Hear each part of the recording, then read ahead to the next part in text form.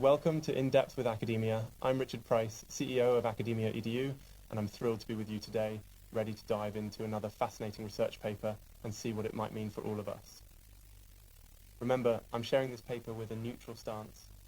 I'm not endorsing it, but I am excited to explore its ideas, examine what it uncovers, and just see where it takes us. So, today's topic is a bit of a mouthful, but wow, it's intriguing. The paper is titled Physiology and Gene Expression Characteristics of Carcinogen-Initiated and Tumor-Transformed Glial Progenitor Cells Derived from the CNS of Methylnitrosourea treated Sprague-Dawley rats. Try saying that 5 times fast. It was written by Demetrius Kokonakis and his team. The core question here, it's about understanding how normal glial cells in the brain can turn step by step into cancerous cells, specifically after being hit by a particular chemical carcinogen, Methylnitrosourea, or MNU for short. Why does this matter? Well, glial tumours make up the majority of primary brain tumours in humans, and sadly, current treatments just aren't as effective as we'd like. If we can decode how normal brain cells become cancerous, if we can track the earliest changes that set this dangerous process in motion, maybe we can find new doors to better treatments, or at least new avenues for prevention. Again, I'm not advocating any particular conclusion, but these are the sorts of questions that really keep scientists up at night. Let's break down what the researchers actually did, and honestly, this is the fun part. Kokonakis and his team worked with Sprague-Dawley rats, exposing some to MNU, and then isolating glial progenitor cells, the starter cells that can become many types of brain cells.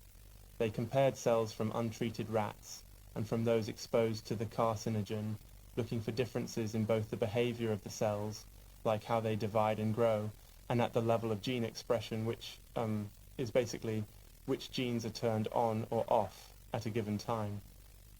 What did they find? Tangibly, they showed that normal glial progenitor cells in culture behaved very differently from those that had encountered the carcinogen. Normally, when you stimulate these cells with certain growth factors, things like PDGF or FGF, they can mature and then exit the cell cycle, sort of retiring peacefully as specialized brain cells. But the MNU-exposed cells, they just kept dividing and dividing even when they should have slowed down. They ignored the usual stop signals. That right there is a hint that something fundamental had changed. On the genetic level, this is wild.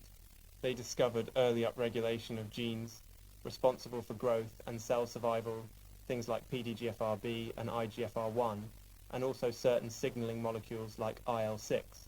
These changes happened before the cells became outright cancerous. As the cells progressed from initiated, meaning they'd begun the slide towards cancer, to fully malignant, other shifts occurred, like dramatic drops in the protein P21, increased RB phosphorylation, which is a marker of cell cycle loss of control, and activation of survival pathways through proteins such as AT. They even found that certain receptor proteins, FGFR1, 2, and 4, started accumulating in the cell nucleus as the transformation advanced. Odd, right? Normally, these guys are supposed to be at the cell's surface. It's honestly sort of amazing, like seeing a map slowly being coloured in, showing a path from normalcy to cancer step by step. For people listening who are interested in cancer biology, or even just the amazing adaptability of cells, this research hints at a gradual programmed slide driven by changes in growth signalling and cell cycle checkpoints, not just, a couple of big gene mutations. For you, the listener, why pay attention to this? Well, lots of reasons. First, it underlines that cancer progression isn't magic or mystery. It's a sequence of incremental changes. If scientists can spot and disrupt some of these early events in human brains, maybe through drugs or diagnostics, or even better risk prediction tools, then, in theory, we might be able to delay, prevent, or better target brain tumours. Of course, caveats galore. Rats are not humans. Chemicals like MNU are not the only way that brain cancer starts, and every patient's disease is unique. I'm not saying this study is the final answer, but it adds to our growing toolkit of knowledge. And that's huge. I do want to pause briefly. Did you know Sprague-Dawley rats are like the workhorses of biomedical research? I sometimes wonder, do they have any idea how many scientific mysteries they've helped tackle? It's a weird thought, maybe not relevant, but anyway. So, putting a bow on all of this, the paper by Dimitrios Kokkinakis and colleagues offers a stepwise molecular roadmap for how glial cells may turn cancerous in response to a chemical trigger, identifying real molecular actors and processes at each stage. It doesn't give us all the answers. No academic paper ever does. But it invites us to wonder, to ask more questions, to see cancer as an unfolding story rather than a sudden catastrophe.